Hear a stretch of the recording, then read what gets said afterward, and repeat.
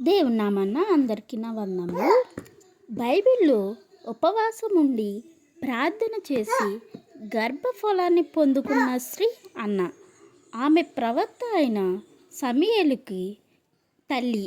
అన్నాకు సంతానం లేదు, ఆమె గొడ్రాలు. అన్నకి కలిగిన దుఃఖం ప్రార్థించడానికి ప్రేరేపించింది. పిల్లలు పుట్టడానికి ఆలస్యమైతే నీవే కారణం అనుకుంటున్నా అని తగువులాడుకుంటున్న కుటుంబాలలో శాంతి సమాధానం కోల్పోయి ఏ భార్యాభర్తలకు అన్న యొక్క జీవితం గొప్ప మేలుకొలుపు.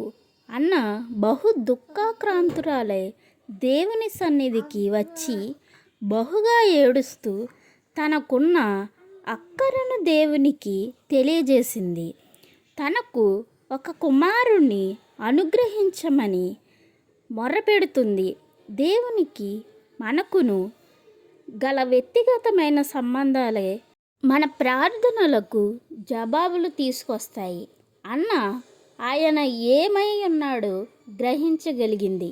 ఆయన ఏం చేయగలడో కూడా గ్రహించగలిగింది. అన్న చేసిన ప్రార్థనలో స్వస్థత ఉంది.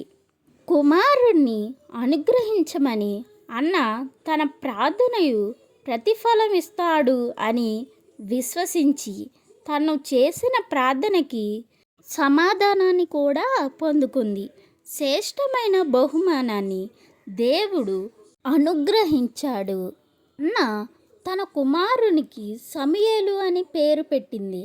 ఆ పేరుకి దేవుని దగ్గర అడిగి పొంది తిని అని అర్థం.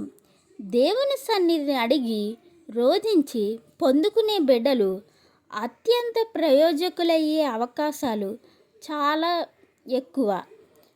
అన్న కుమారుడైన సమూయేలు గొప్ప ప్రవక్త అయ్యారు. ఇశ్రాయేలులకు చివరి న్యాయాధిపతి కూడా ఇతనే. అన్న ప్రార్థనను విన్న దేవుడు ఖచ్చితంగా నీ ప్రార్థనను కూడా వింటాడు. అన్న ఎలా అయితే విశ్వసించిందో, ఎలా అయితే పరిపూర్ణంగా దేవుని నమ్మిందో, ఏమై ఉన్నాడో, ఆయన ఏం చేయగలడో మనం కూడా గ్రహించినప్పుడే మన జీవితంలో కూడా గొప్ప కార్యాలను